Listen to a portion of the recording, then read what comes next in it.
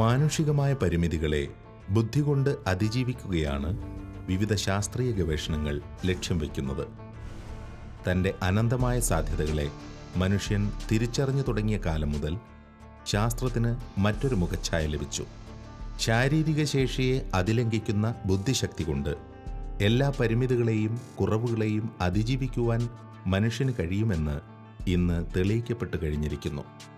ശാസ്ത്രത്തിൻ്റെ സങ്കീർണമായ ഗവേഷണ വഴികളിൽ നിന്നെല്ലാം വെളിപ്പെടുന്നത് മനുഷ്യന് മുന്നിലുള്ള അവസാനിക്കാത്ത സാധ്യതകളും മനുഷ്യനെന്ന സൃഷ്ടിയുടെ മാഹാത്മ്യവുമാണ്.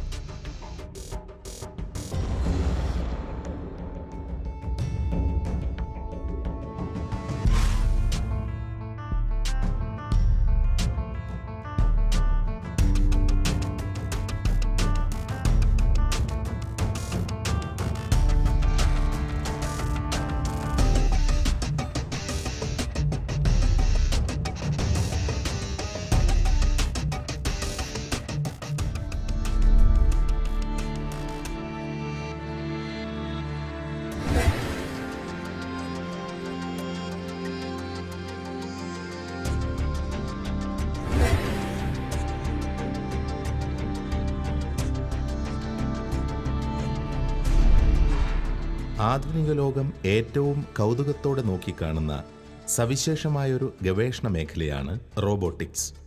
യന്ത്രമനുഷ്യൻ എന്ന പദത്തിന് തന്നെ മനുഷ്യൻ്റെ കൃത്രിമമായ ഒരു പതിപ്പ് എന്ന അർത്ഥമാണുള്ളത്. ജൈവികവും മാനുഷികവുമായ അനവധി പരിമിതികളുള്ള മനുഷ്യൻ അത്തരം കുറവുകളില്ലാത്ത മറ്റൊരു സൃഷ്ടിയെ കൂടുതൽ മികച്ച രീതിയിൽ പുനരാവിഷ്കരിക്കുവാൻ ശ്രമിക്കുന്നു. നൂറ്റാണ്ടുകൾ പഴക്കമുള്ള ഒരാശയമാണ് ഇത്. എണ്ണമറ്റ ചലച്ചിത്രങ്ങളിലൂടെയും രചനകളിലൂടെയും അവതരിപ്പിക്കപ്പെട്ടു കഴിഞ്ഞിട്ടുള്ള റോബോട്ട് എന്ന ആശയത്തെ പൊതുസമൂഹം വലിയ താൽപ്പര്യത്തോടെയാണ് നോക്കിക്കാണുന്നത്. ഈ ശാസ്ത്രശാഖ ആധുനിക മനുഷ്യന് വാഗ്ദാനം ചെയ്യുന്ന സാധ്യതകൾ അനവധിയാണ്. വിവിധ ആവശ്യങ്ങൾക്കായി കൃത്രിമ മനുഷ്യന്റെ പ്രവർത്തനം ലഭ്യമാക്കും വിധമുള്ള ഗവേഷണങ്ങൾ നിരവധി ഫലമണിഞ്ഞു കഴിഞ്ഞിട്ടുണ്ട്. നൂറ്റാണ്ടുകൾക്ക് മുമ്പ് ആരംഭം കുറിച്ച വ്യവസായ വിപ്ലവത്തിൻ്റെ ഏറ്റവും ആധുനികമായ പുതിയ ഘട്ടത്തിലൂടെയാണ് ഇന്ന് ശാസ്ത്രം സഞ്ചരിക്കുന്നത്. ഇന്ന് നമ്മൾ വ്യാവസായിക വിപ്ലവത്തിൻ്റെ 4ാമത്തെ ഘട്ടത്തിലാണ് എത്തിച്ചേർന്ന് നിൽക്കുന്നത് എന്ന് ഫിലോസഫേഴ്സ് ഓഫ് സയൻസ് ഒക്കെ പറയാറുണ്ട്. അതായത് റോബോട്ടിക്സും നാനോ ടെക്നോളജിയും കൃത്രിമ ബുദ്ധിയും എല്ലാം സമന്വയിക്കുന്ന സാങ്കേതിക വിദ്യയുടെ വളരെ വികസിതമായ ഒരു കാലഘട്ടത്തിലാണത്രേ നമ്മളായിരിക്കുന്നത് എന്ന് പറയുന്നത്. മനുഷ്യൻ്റെ മതവിശ്വാസത്തിനും സാങ്കേതികവിദ്യയുടെ ഈ സ്വാധീനത്തിൽ നിന്ന് ഇന്നത്തെ കാലഘട്ടത്തിൽ മാറി നിൽക്കുവാനായിട്ട് സാധിക്കുകയില്ല. വിമർശനാത്മകമായിട്ടും ഭാവാത്മകമായിട്ടും നമ്മൾ ഇത്തരം കണ്ടുപിടുത്തങ്ങളുടെ അന്തർധാരകളെ പരിശോധിക്കേണ്ടതുണ്ട്. ഇന്നത്തെ നമ്മുടെ എപ്പിസോഡിൽ നമ്മൾ ചർച്ചാ വിഷയമാക്കുന്നത് ഈ 4ാം വ്യാവസായിക വിപ്ലവത്തിൻ്റെ കൃത്രിമ ബുദ്ധിയുടെയും റോബോട്ടിക്സിൻ്റെയും ഒക്കെ ഈ മുന്നേറ്റങ്ങളുടെ ധാർമ്മികവും മതാത്മകവും ദാർശനികവുമായ മാനങ്ങൾ, ആഭിമുഖ്യങ്ങൾ എന്തൊക്കെയാണ് എന്നുള്ളതാണ്.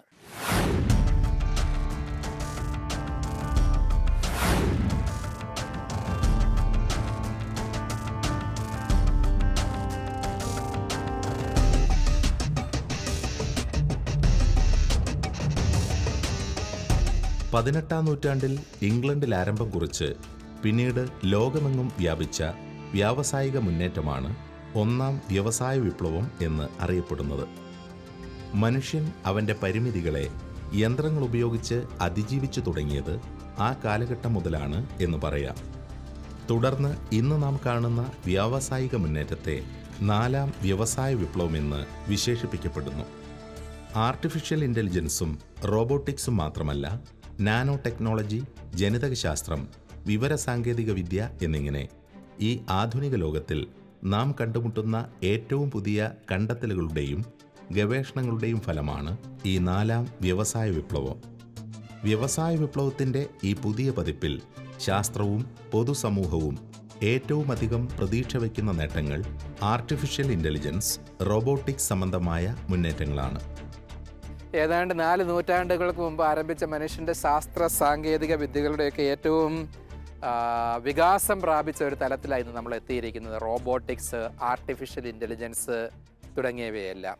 ഇവയുടെ എല്ലാം വികാസ തലങ്ങളെ സമന്വയിപ്പിക്കുന്ന ഒരു രൂപകം ഇന്ന് ശാസ്ത്രം തന്നെ ഉപയോഗിക്കുന്നതാണ് ഫോർത്ത് ഇൻഡസ്ട്രിയൽ റവല്യൂഷൻ, 4ാം വ്യവസായ വിപ്ലവം എന്ന് വേണമെങ്കിൽ നമുക്ക് വിവർത്തനം ചെയ്യാം. എന്തൊക്കെയാണ് ഈ ഫോർത്ത് ഇൻഡസ്ട്രിയൽ റവല്യൂഷൻ എന്നതുകൊണ്ട് വിഭാവനം ചെയ്യുന്ന ശാസ്ത്രീയമായ ഘടകങ്ങൾ, അതിൻ്റെ ആഭിമുഖ്യങ്ങൾ, അന്തർധാരകൾ എന്തൊക്കെയാണ് ഇതൊന്ന് വിശദീകരിക്കാമോ? ആദ്യം തന്നെ നമുക്ക് സ്വല്പം ചരിത്രത്തിൽ നിന്നിവിടെ തുടങ്ങാം. മാനവരാശിക്ക് ഏകദേശം 80,000 വർഷം പഴക്കമുണ്ട്. അത് ആഫ്രിക്കയിൽ നിന്നാണ് തുടങ്ങിയത്, അതെല്ലാം നമുക്കറിയാം. പക്ഷേ ഹോമോസാപ്പിയൻസ് മാത്രമല്ല, നമ്മളും നമ്മളുടെ ക്ലോസ് റിലേറ്റീവ്സിനെ എല്ലാം എടുക്കുകയാണെങ്കിൽ ഒരു 30 ലക്ഷം വർഷം പഴക്കമുണ്ട്.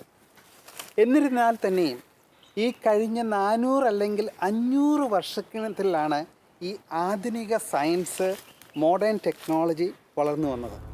ആദ്യത്തെ ഇൻഡസ്ട്രിയൽ റവല്യൂഷൻ തുടങ്ങിയത് ഇംഗ്ലണ്ടിലാണ്. സ്റ്റീം എൻജിൻ, അതാണ് ആദ്യത്തെ ഇൻഡസ്ട്രിയൽ റവല്യൂഷൻ്റെ ആരംഭം. അതായത് പണ്ട് ഫേറോസ് അവരുടെ അടിമകളുടെ കൊണ്ട് ഈ കൊട്ടാരങ്ങളും പിരമിഡുകളും ഉണ്ടാക്കിച്ചെങ്കിൽ സ്റ്റീം എൻജിൻ നമ്മുടെ മനുഷ്യൻ്റെ ബോഡിയുടെ ബലം സ്റ്റീം മെഷീനിലേക്ക് കടത്തപ്പെട്ടു. കപ്പലുകൾ, സാധാരണ കുതിരവണ്ടികൾ, അതുപോലെ തന്നെ ചില മെഷീനുകൾ ഈ സ്റ്റീം എൻജിൻ്റെ, അതായത് വെള്ളത്തിൻ്റെ ബലം കൊണ്ട് ഓടാൻ തുടങ്ങി. അത് നമ്മുടെ കൈബലത്തിന് കൂടുതൽ കൂടുതൽ ആവേശം തന്നു. അതാണ് ആദ്യത്തെ വിപ്ലവം. രണ്ടാമതൊരു 200 വർഷം കൂടെ കഴിഞ്ഞിട്ട് ഇലക്ട്രിസിറ്റി വന്നു. ഇലക്ട്രിസിറ്റിയോടുകൂടി ഫാക്ടറീസ്, പിന്നെ മാസ് പ്രൊഡക്ഷൻ, പിന്നെ regular work and some time to relax. അതായിരുന്നു second industrial revolution. Second industrial revolution basically electricity ആണെങ്കിൽ, തേർഡ് ഇൻഡസ്ട്രിയൽ റവല്യൂഷൻ നമുക്കെല്ലാവർക്കും അറിയാവുന്ന 50 വർഷം മാത്രം പഴക്കമുള്ള ഇലക്ട്രോണിക്സ് ആണ്. അതായത് നമ്മുടെ ഡിജിറ്റൽ വേൾഡ്. ഇന്ന് നമുക്കറിയാമല്ലോ, ഇൻ്റർനെറ്റ് ഇല്ലാത്ത ഒരു ജീവിതം നമുക്ക് ഇമാജിൻ ചെയ്യാൻ പറ്റുകയില്ല. എല്ലാം ഇൻ്റർനെറ്റ് കണക്റ്റഡ് ആയിപ്പോയി. പക്ഷേ ഇപ്പോൾ തുടങ്ങുന്ന ഫോർത്ത് ഇൻഡസ്ട്രിയൽ റവല്യൂഷൻ ആ ഇൻ്റർനെറ്റിനെ ഏറ്റുപിടിച്ചുകൊണ്ട് അതിവേഗം മുന്നോട്ട് പോകുന്നു. അതിൻ്റെ കമ്പോണൻസാണ് 1 digital world, 2 automation, 3 artificial intelligence, 4 virtual reality, 5 artificial life. ഇതെല്ലാം കൂടെ നമ്മൾ പറയുന്നു we have actually an internet of things. നമ്മളുടെ ജീവിതം കംപ്ലീറ്റ് ആയിട്ട് അടുത്ത 30 വർഷങ്ങളിൽ മാറുമെങ്കിൽ അതിൻ്റെ പ്രധാനപ്പെട്ട കാരണം എല്ലാ ടെക്നോളജിയും ഒന്നിച്ചു വന്ന ഒരു കൺവേർജൻസ് ആവുകയാണ്. മുമ്പെന്നതിനേക്കാളുപരി ശാസ്ത്രം മനുഷ്യന്റെ ജീവിതത്തെ ഏറ്റവും ശക്തമായി സ്വാധീനിക്കുന്ന ഒരു കാലമാണ് ഇത്. മുമ്പോട്ടുള്ള പ്രതീക്ഷകളുടെ വെളിച്ചത്തിൽ ഈ ലോകത്തിലെ ആധുനിക ശാസ്ത്രത്തിന്റെ സ്വാധീനം പരിധികളില്ലാതെ വളരുക തന്നെ ചെയ്യും. ജീവിത സൗകര്യങ്ങളുടെയും രോഗപ്രതിരോധത്തിൻ്റെയും സുരക്ഷയുടെയും മറ്റും കാര്യങ്ങളിൽ ഏതാനും പതിറ്റാണ്ടുകൾക്ക് മുമ്പ് വരെ അചിന്തനീയമായിരുന്ന ഏറെ പുതുമകളാണ് ഇന്ന് നമുക്ക് ശാസ്ത്രം സമ്മാനിച്ചുകൊണ്ടിരിക്കുന്നത്. അക്ഷരാർത്ഥത്തിൽ ആധുനിക ശാസ്ത്രം മനുഷ്യനെ പരിമിതികൾക്ക് അതീതനായി മാറ്റിക്കൊണ്ടിരിക്കുന്നു. ധാർമ്മികതയുടെയും ദൈവശാസ്ത്രത്തിൻ്റെയും കണ്ണുകളിലൂടെ ഇത്തരം മുന്നേറ്റങ്ങളെ വിലയിരുത്തുമ്പോൾ ചില ആശങ്കകൾ ഉയരുന്നുണ്ട്. എന്നാൽ ആത്യന്തികമായി ശാസ്ത്രത്തിൻ്റെ ഈ രംഗത്തെ വളർച്ചയെ ഒരു വെല്ലുവിളിയായി കാണേണ്ടതില്ല എന്നാണ് വിദഗ്ധരുടെ പക്ഷം.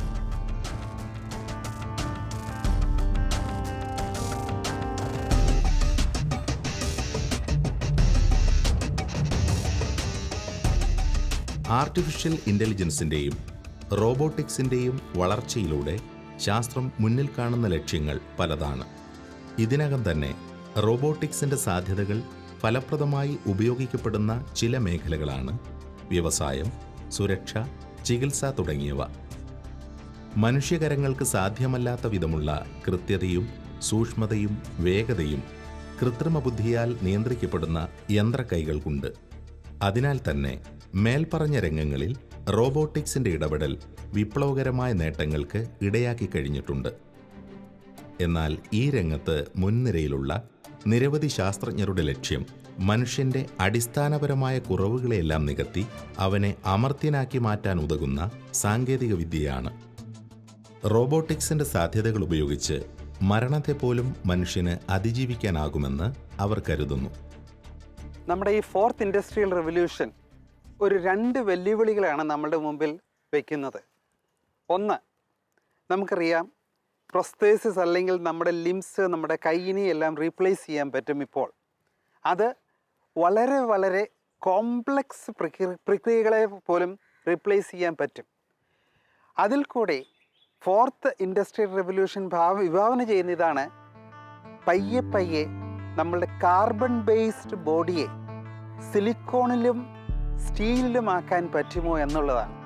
അതായത് നമ്മളുടെ ശരീരത്തെ മുഴുവനും പയ്യെ പയ്യെ സ്റ്റീലും സിലിക്കോണും ആക്കുകയാണ് എങ്കിൽ നമ്മൾക്ക് വേറൊരു തരത്തിലുള്ള ജീവൻ ഉണ്ടാകും, രോഗങ്ങളിൽ നിന്ന് രക്ഷപ്പെടാം.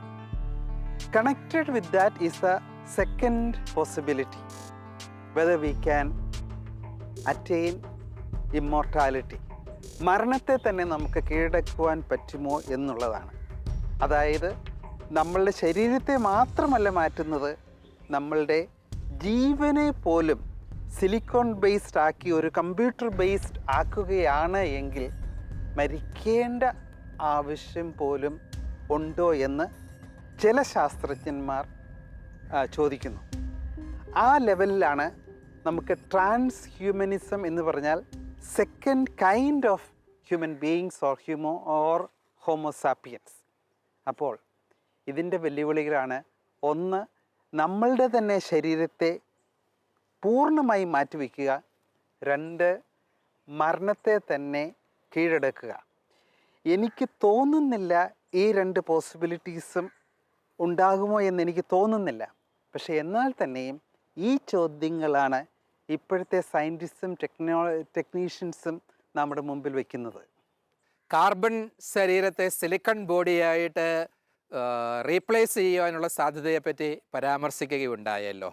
അതുപോലെ മരണത്തെ പോലും ഒരുപക്ഷെ നമുക്ക് ഒഴിവാക്കാൻ സാധിക്കാനുള്ള ഒരു സാഹചര്യം ഉണ്ടാകാം എന്നുള്ള സൂചനകളും പ്രതിപാദിക്കുകയുണ്ടായി. ഇവിടെ നമ്മൾ വിശ്വാസ തലത്തിൽ നോക്കുമ്പോൾ മനസ്സിലാക്കേണ്ട പ്രധാനപ്പെട്ട ഒരു കാര്യമാണ്, വിശ്വാസ വീക്ഷണത്തിൽ 100 വർഷം ജീവിക്കുന്നത് 1000 വർഷം ജീവിക്കുക എന്ന് പറയുന്നതോ അല്ലെ മരിക്കാതെ ജീവിക്കുക എന്ന് പറയുന്നതോ അല്ല മനുഷ്യനെ സംബന്ധിച്ചിടത്തോളം അവൻ്റെ എല്ലാ സാധ്യതകളുടെയും സാക്ഷാത്കാരം എന്ന് പറയുന്നത്. ഗണപരവും ഗുണപരവുമായ വ്യതിയാനങ്ങളുണ്ട് മനുഷ്യൻ്റെ സാധ്യതകളിൽ, ക്വാണ്ടിറ്റേറ്റീവ് ആൻഡ് ക്വാളിറ്റേറ്റീവ് പോസിബിലിറ്റീസ് എന്ന് പറയുന്നത്. ശാസ്ത്രം നമുക്ക് ഗുണപരമായ ഒത്തിരി സാധ്യതകൾ, വികാസങ്ങൾ കൊണ്ടുവന്ന് തരുന്നുണ്ട്. എന്നാൽ ശരീരങ്ങളുടെ ഉദ്ധാനം പോലെ ദൈവത്തെ മുഖാമുഖം കണ്ട് അനവധ്യസുന്ദരമായ ആനന്ദത്തിൽ ജീവിക്കുന്ന ആ ഗുണപരമായ സാധ്യതയെ ശാസ്ത്രം ഇവിടെ നമുക്ക് തുറന്നു തരുന്ന ഒരു സാധ്യതയല്ല. അതുകൊണ്ട് ശാസ്ത്രം ഇമ്മോർട്ടാലിറ്റി അല്ലെങ്കിൽ അമർത്യത നമുക്ക് പ്രദാനം ചെയ്തു തരുമ്പോൾ അത് വിശ്വാസപ്രകാരമുള്ള മരണാനന്തര ജീവിതത്തിന് പകരമാകുമെന്ന് കരുതുക വയ്യ. കുരുവിളയച്ചൻ സൂചിപ്പിച്ചതുപോലെ ഇത്തരത്തിലുള്ള യുട്ടോപ്യൻ ചിന്തകൾ പങ്കുവെക്കപ്പെടുമ്പോഴും ശാസ്ത്രം ഇങ്ങനെയുള്ള കാര്യങ്ങൾ പറയപ്പെടുമ്പോഴും നമ്മൾ അനിവാര്യമായ വിമർശന ബുദ്ധിയോടുകൂടി തന്നെ അവയെ സമീപിക്കേണ്ടിയിരിക്കുന്നു.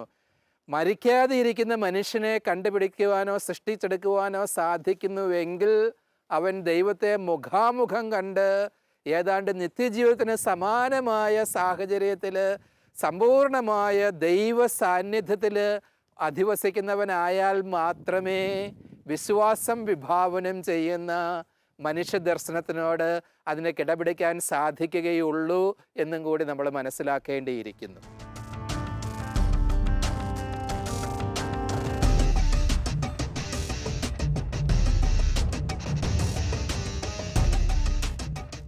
എന്ത് ലക്ഷ്യങ്ങളെ മുന്നിൽ കണ്ടുകൊണ്ടും ഇത്തരം സാങ്കേതിക വിദ്യകൾ വികസിപ്പിക്കാൻ കഴിയുമെന്ന സാധ്യത ഈ ലോകത്തിനു മുന്നിൽ ചില ഭീഷണികളെ ഉയർത്തുന്നുണ്ട്. അധാർമികവും നിയമവിരുദ്ധവും ദേശദ്രോഹപരവുമായ ലക്ഷ്യങ്ങൾക്കായി ഇത്തരം സാങ്കേതിക വിദ്യകളെ വളർത്തിയെടുക്കാൻ കഴിഞ്ഞേക്കും. ഇന്ന് ആധുനിക ലോകത്തിലെ ധാർമ്മിക ചിന്തകരുടെ മുന്നിൽ ഈ വിഷയം വലിയ ചർച്ചകൾക്ക് വഴിയൊരുക്കുന്നുണ്ട്. സമ്പത്ത് മാത്രം ലക്ഷ്യം വെച്ചുകൊണ്ടും തീവ്രവാദ പ്രവർത്തനങ്ങൾക്കായും ഇത്തരം ആധുനിക സാങ്കേതിക വിദ്യകൾ ഉപയോഗിക്കപ്പെടുന്നതിലെ അപകടം നാം മുൻകൂട്ടി കാണേണ്ടതുണ്ട്. അത്തരത്തിൽ ചിന്തിച്ചാൽ ധാർമ്മിക ദൈവശാസ്ത്രത്തെ സംബന്ധിച്ച് സങ്കീർണമായ ഒരു പഠന മേഖലയാണ് റോബോട്ടിക്സ്. നാലാം വ്യവസായ വിപ്ലവത്തിൻ്റെ അനന്ത സാധ്യതകളെ നമുക്ക് വിഭാവനം ചെയ്യുവാനായിട്ട് സാധിക്കും. 30 വർഷം കഴിഞ്ഞു കഴിഞ്ഞാൽ സംഭവിക്കാൻ പോകുന്ന കാര്യങ്ങൾ എന്തൊക്കെയാണ് എന്നുള്ളത് നമുക്ക് ഏതാണ്ട് ഊഹിക്കുവാനായിട്ട് സാധിക്കും. അടുത്തിടെ ഞാൻ പരാമർശിച്ച് കേട്ട ഒരു പദമാണ് സെക്സ് ബോട്ട്. റോബോട്ട് പോലെ സെക്സ് ബോട്ടുകൾ, മനുഷ്യന് ലൈംഗിക വേഴ്ചയിൽ ഏർപ്പെടാൻ സാധിക്കുന്ന കൃത്രിമ മനുഷ്യരെ സൃഷ്ടിച്ചെടുക്കുക. അതിൻ്റെ വിവിധ വശങ്ങളിലേക്കല്ല നമ്മളിവിടെ ചർച്ചയ്ക്ക് പോകുന്നത്. ഈ നാലാം വ്യവസായ വിപ്ലവത്തിലൂടെയുള്ള വലിയ മുന്നേറ്റങ്ങളിലൂടെ സംഭവിക്കുവാൻ പോകുന്ന ധാർമ്മിക വിപ്ലവം, അത് ഭാവാത്മകമായിട്ടായിരിക്കാം, നിഷേധാത്മകമായിട്ടായിരിക്കാം. ശാസ്ത്രം ഒത്തിരി സൂക്ഷിക്കേണ്ട ഒരു മേഖലയല്ലേ?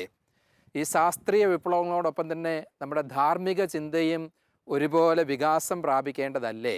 കാരണം അത്തരത്തിൽ കൂടുതൽ രൂഢമൂലമായിട്ടുള്ള ധാർമ്മിക മാനങ്ങൾ പേറുന്നവയല്ലേ ഈ നാലാം വ്യവസായ വിപ്ലവം എന്ന് പറയുന്നത്? എന്താണ് അതേക്കുറിച്ച് പറയുവാനുള്ളത്?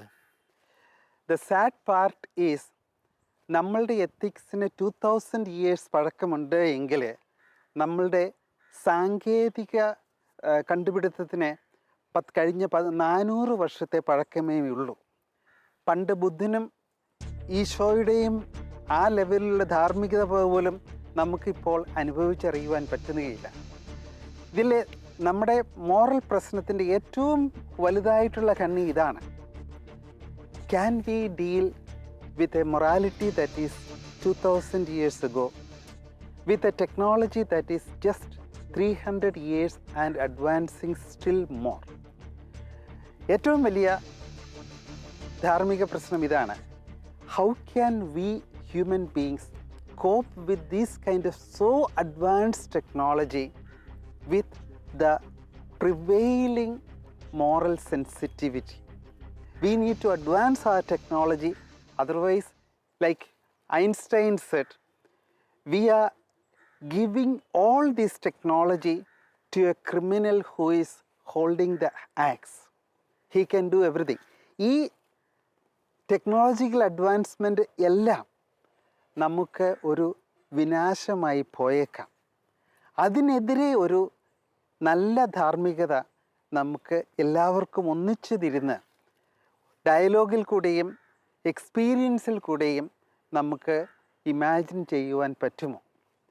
പണ്ട് നമുക്കറിയാം, നമ്മളുടെ ധാർമ്മികത was based on love, on relationship and mutual respect.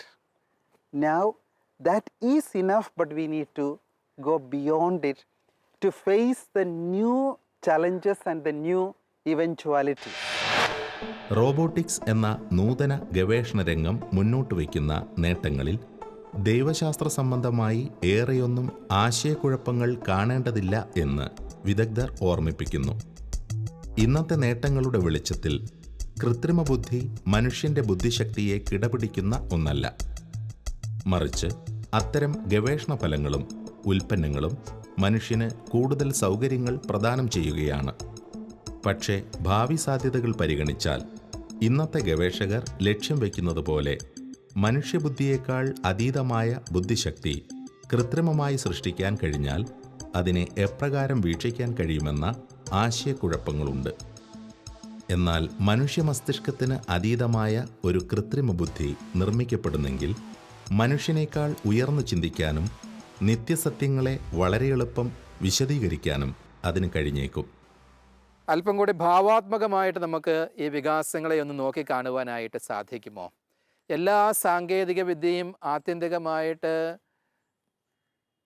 പ്രകൃതിബദ്ധമായ ഒരു അതിബുദ്ധിയുടെ ആവിഷ്കാരമായിട്ട് വേണമെങ്കിൽ നമുക്ക് കാണുവാനായിട്ട് സാധിക്കുകയില്ലേ? മനുഷ്യൻ്റെ കണ്ടുപിടുത്തങ്ങളെല്ലാം പരമമായിട്ട് പ്രകൃതിയുടെ അപാരമായ അതിബുദ്ധിയുടെ ഒരു ദർശനം കൂടിയല്ലേ, അടയാളം കൂടിയല്ലേ? ആ രീതിയിൽ നോക്കുമ്പോൾ സാങ്കേതിക വിദ്യയൊക്കെ ഇങ്ങനെ വികസിക്കുമ്പോൾ അതിലൂടെ എന്ത് മതാത്മകവും ദാർശനികവുമായ ഉൾക്കാഴ്ചകളാണ് നമുക്ക് രൂപപ്പെടുത്തിയെടുക്കുവാനായിട്ട് സാധിക്കുക. ഭാവാത്മകമായിട്ട് എന്തെങ്കിലുമൊക്കെ സാധ്യതകൾ വിശ്വാസ സംബന്ധമായ കാര്യങ്ങൾക്ക് നമുക്ക് ഈ 4-ാം വ്യവസായ വിപ്ലവത്തെ പറ്റിയുള്ള ചിന്തകളിൽ നിന്ന് ഉൾക്കൊള്ളുവാനാകുമോ? ആദ്യമേ എത്തിക്സ്, അത് കഴിഞ്ഞിട്ട് spirituality. Everything that we human beings have is A double-edged sword. It can be used positively. It can also be unfortunately used negatively.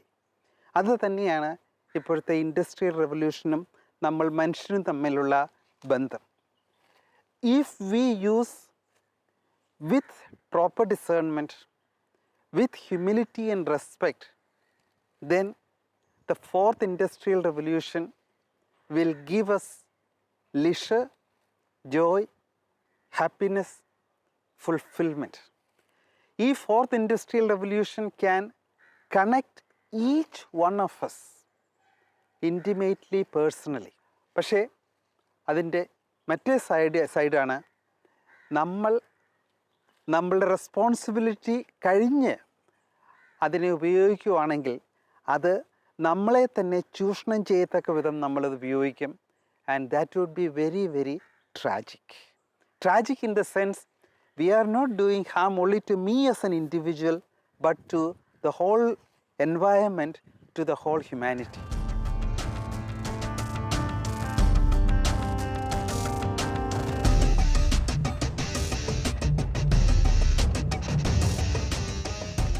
ആത്മീയ രംഗത്ത് റോബോട്ടുകൾക്ക് ഭാവിയിൽ സാധ്യതയുണ്ടോ എന്ന ചോദ്യം ഉയരുന്നുണ്ട്.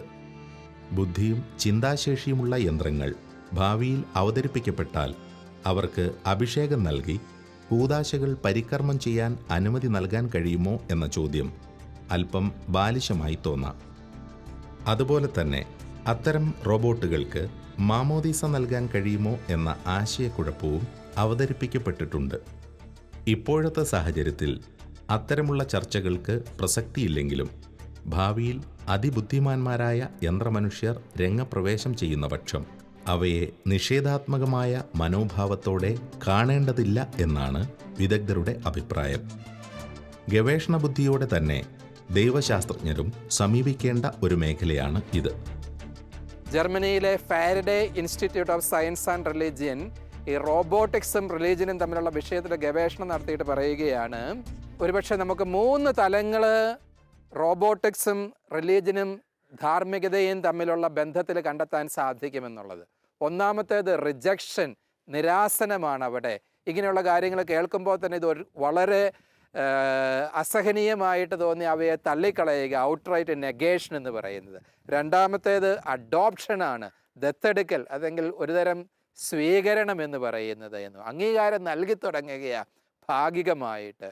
മൂന്നാമത്തെ തലം എന്ന് പറയുന്നത് അഡാപ്റ്റേഷനാണ്, താദാത്മീകരിക്കുകയാണ് നമ്മൾ അവയോട് എന്ന് പറയുന്നത്. ഇപ്പോൾ ഒരുപക്ഷെ നമ്മൾ എത്തിച്ചേർന്ന് നിൽക്കുന്നത് ഈ ഒന്നാമത്തെ തലത്തിലാണ്. അഡാപ്റ്റേഷൻ്റെ തലമാണ് ഞാൻ ആദ്യം സൂചിപ്പിച്ച ഭാവാത്മകമായ സാധ്യതകൾ വിശ്വാസത്തെ പോലും പരിപോഷിപ്പിക്കുന്ന രീതിയിലുള്ള സാങ്കേതിക വിദ്യയുടെ സാധ്യതകൾ എന്ന് പറയുന്നു. ഇതിപ്പോഴും സ്വപ്നതലത്തിൽ നിലനിൽക്കുന്നതേ ഉള്ളൂ. മാനവരാശിയുടെ ഭാവിക്ക് ഉത്തരവാദിത്വ ബോധമുള്ള ശാസ്ത്രം തികഞ്ഞ ധാർമ്മിക ബോധത്തോടുകൂടി മനുഷ്യൻ്റെ എല്ലാ സാധ്യതകളെയും അതിഭൗതികവും വിശ്വാസപരമായ സാധ്യതകളെയും കൂടി സാക്ഷാത്കരിക്കുന്ന രീതിയിൽ സാങ്കേതിക വിദ്യയ്ക്ക് ആഭിമുഖ്യം നൽകുകയാണ് എങ്കിൽ അത് മാനവരാശിക്ക് തന്നെ നല്ലൊരു സദ്വാർത്തയായിട്ട് കണക്കാക്കാൻ സാധിക്കുമെന്ന് തോന്നുകയാണ്. ശാസ്ത്രത്തിന് മുന്നിലുള്ള സാധ്യതകൾ അനന്തമാണ് എന്നതുപോലെ തന്നെ ആത്മീയ തത്വശാസ്ത്രത്തിൻ്റെയും ദൈവശാസ്ത്രത്തിൻ്റെയും വ്യാപ്തിയും വളരെ വലുതാണ്. ദൈവത്തിൻ്റെ സൃഷ്ടി മാഹാത്മ്യം നമ്മുടെ കണക്കുകൂട്ടലുകൾക്കും അതീതമാണ്. പദാർത്ഥത്തിൻ്റെ ഓരോ കണികയിലും മറഞ്ഞിരിക്കുന്ന ചൈതന്യത്തെ കണ്ടെത്തി ക്രിയാത്മകമായി ഉപയോഗിക്കുവാൻ മനുഷ്യൻ പ്രാപ്തനായതിൻ്റെ ഫലമാണ് ശാസ്ത്രത്തിൻ്റെ കണ്ടെത്തലുകൾ. ഇനി മുന്നോട്ട് ശാസ്ത്രത്തിന് സഞ്ചരിക്കേണ്ടതായുള്ള വഴികൾ അനന്തമായി നീളുകയാണ്. ആ യാത്രയിലുടനീളവും ദൈവമഹത്വം വെളിപ്പെടുമെന്ന് തീർച്ച. ലൈറ്റ് ഓഫ് ട്രൂത്ത് എന്ന ഈ ശാസ്ത്ര മതസംവാദ പരമ്പരയുടെ കഴിഞ്ഞ എപ്പിസോഡുകൾ യൂട്യൂബിൽ ലഭ്യമാണ്. ഈ ഡോക്യുമെൻ്ററി പരമ്പരയെക്കുറിച്ചുള്ള നിങ്ങളുടെ വിലയേറിയ അഭിപ്രായങ്ങളും നിർദ്ദേശങ്ങളും വാട്സപ്പ് വഴി ഞങ്ങളെ അറിയിക്കാവുന്നതാണ്. WhatsApp number 9745901960.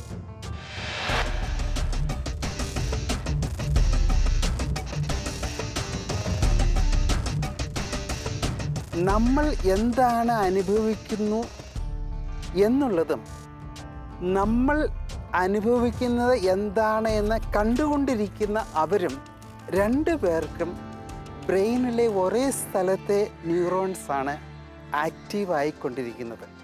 ജീവന്റെ നിയമം അൾട്രൂയിസമാണ്, സെൽഫിഷ്നെസ് അല്ല.